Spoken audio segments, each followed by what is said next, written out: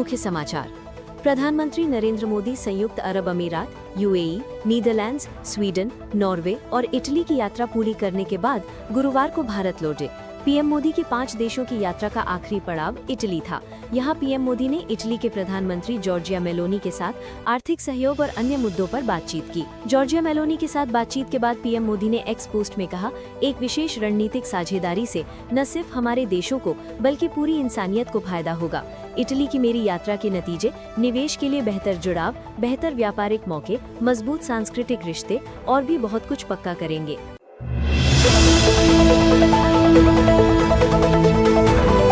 लद्दाख के उपराज्यपाल विनय कुमार सक्सेना ने बुधवार को पंजीकृत होटलों और गेस्ट हाउस को उद्योग का दर्जा देने की मंजूरी दे दी। इस फैसले से केंद्र शासित प्रदेश में संचालित होने वाले होटल और गेस्ट हाउस कम यूटिलिटी टैरिफ और रियायतों के लिए पात्र हो जाएंगे। उपराज्यपाल के इस कदम से टूरिज्म सेक्टर को बड़ा बढ़ावा मिलने की उम्मीद है। ये आदेश केंद्र शासित प्रदेश में 1 जून 2026 से लागू होगा। एक अधिकारी ने कहा कि इस कदम से वे कम बिजली और पानी की दरों, रियायती ऋण, संपत्ति कर छूट और अन्य औद्योगिक प्रोत्साहनों के लिए पात्र हो जाएंगे।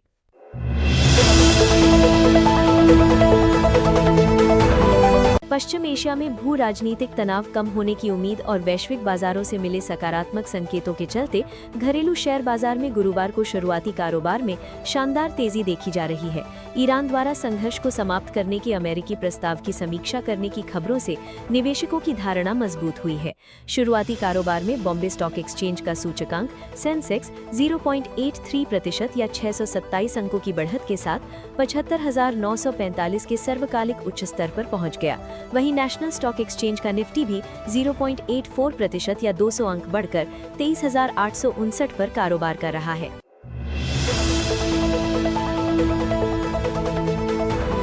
साउथ ईस्ट दिल्ली के गोविंदपुरी थाना इलाके में बीती रात एक दिल दहला देने वाली वारदात सामने आई है। यहाँ एक घर में घुसकर अज्ञात हमलावरों ने मां और उसके बेटे को चाकू मारकर निर्मम हत्या कर दी और लूटपाट को अंजाम देकर फरार हो गए। मृतिका की पहचान 40 वर्षीय शारदा और उसके 14 वर्षीय बेटे खुशहाली के रूप में हुई है। घटना का पता तब चला जब महिला का पति बाजार से वापस लौटा तो उसने किचन में अपनी पत्नी और बेटे को लहूलुहान हालत में पड़ा देखा।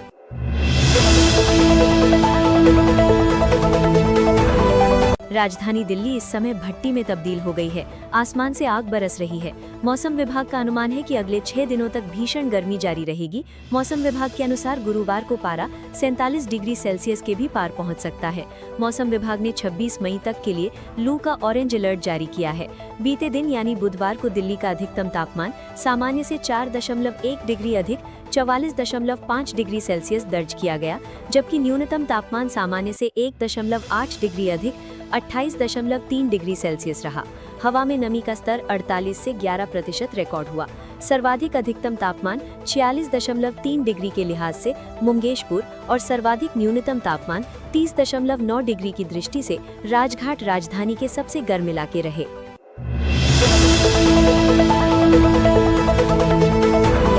राजधानी दिल्ली के अमन विहार इलाके में उस वक्त सनसनी फैल गई जब आपसी रंजिश के चलते 2 नाबालिग युवकों को चाकू मारकर हत्या कर दी गई। बताया जा रहा है कि दोनों युवक आरोपी के घर उसे मारने पहुंचे थे, लेकिन विवाद इतना बढ़ गया कि मामला खूनी संघर्ष में बदल गया। घटना के बाद इलाके में दहशत का माहौल है। वहीं पुलिस ने मामले के देखते महज 2 घंटे के भीतर आरोपियों को गिरफ्तार कर लिया। थाना अमन विहार क्षेत्र में 2 नाबालिग युवक किसी पुरानी रंजिश के लेकर आरोपी के घर रोहिणी सेक्टर 20 पहुंचे थे। आरोप है कि दोनों ने पहले आरोपी के साथ झगड़ा हुआ। इसी दौरान आरोपी ने खुद को बचाने के लिए दोनों युवकों से चाकू छीन लिया और उन पर ताबड़तोड़ वार कर दिए।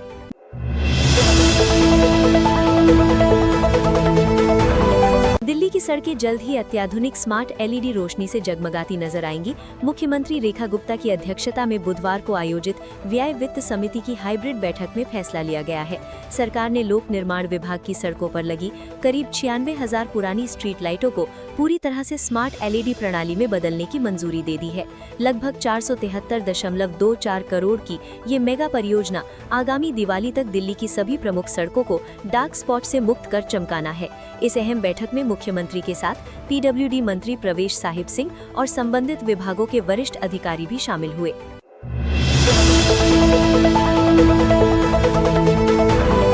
फुटबॉल का सबसे बड़ा टूर्नामेंट फीफा वर्ल्ड कप 2026 अगले महीने 12 जून से अमेरिका, कनाडा और मेक्सिको की मेजबानी में शुरू होने वाला है। लेकिन दुनिया की सबसे बड़ी आबादी वाले देश भारत में इस टूर्नामेंट को दिखाने को लेकर अभी तक कुछ भी तय नहीं हो सका है, जिसकी वजह से भारतीय फुटबॉल प्रशंसकों को ये नहीं पता कि वो ये टूर्नामेंट कहाँ देख पाएंगे भी या नहीं।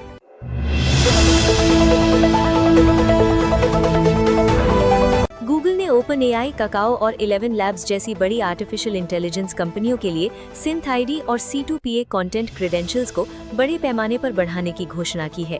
जिन्हें नहीं पता उनके लिए बता दें कि सिंथ आईडी और C2PA कंटेंट क्रेडेंशियल्स दोनों ही एआई कंटेंट ट्रांसपेरेंसी और वेरिफिकेशन टूल्स है, जो यूजर्स को ऑनलाइन एआई से बने और बदले हुए मीडिया को पहचानने में मदद करते हैं।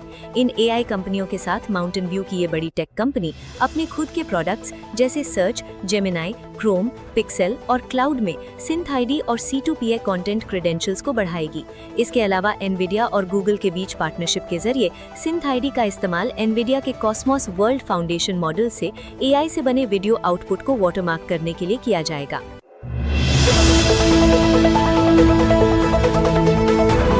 प्रधानमंत्री नरेंद्र मोदी संयुक्त अरब अमीरात, यूएई, नीदरलैंड्स, स्वीडन, नॉर्वे और इटली की यात्रा पूरी करने के बाद गुरुवार को भारत लौटे।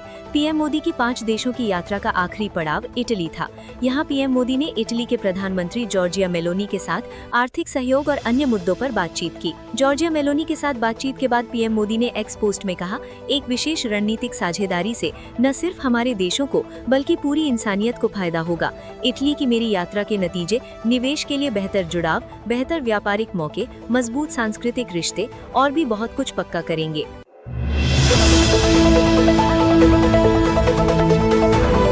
पश्चिम एशिया में दक्षिण 24 परगना जिले की फाल्टा विधानसभा क्षेत्र पर आज दोबारा मतदान हो रहा है। सुबह 7 बजे मतदान शुरू हुआ और शाम 6 बजे तक चलेगा।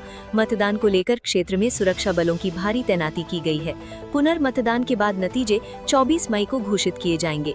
पश्चिम बंगाल के मुख्य निर्वाचन अधिकारी CEO के ऑफिस के सूत्र ने बताया कि मतदान प्रक्रिया सुचारू रूप से हो, इसके लिए निरंतर निगरानी के इंतजाम किए गए हैं। भयमुक्त और निष्पक्ष वोटिंग के लिए सुरक्षा बलों की तैनाती की गई है। क्षेत्र में केंद्रीय बलों की 35 कंपनियां तैनात हैं, जो एक विधानसभा क्षेत्र के लिए काफी ज्यादा है।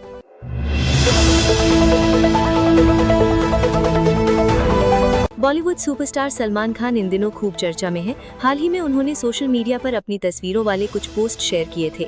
इसके बाद अस्पताल में अपने किसी खास का हालचाल लेने गए थे, वहीं पैप्स से उनकी अनबन हो गई। अब पैप्स ने सरेआम सलमान खान से माफी मांगी है। सलमान ने भी अपना बड़ा दिल दिखाते हुए पैप्स को माफ कर दिया है। इस पूरे वाकये का वीडियो सोशल मीडिया पर तेजी से वायरल हो रहा है। दरअसल ये वाकया उस वक्त हुआ जब सलमान खान अपने दोस्त एक्टर रितेश देशमुख की हालिया रिलीज फिल्म राजा शिवाजी की सक्सेस पार्टी में गए थे। फिलहाल इतना ही, जुड़े रहिए।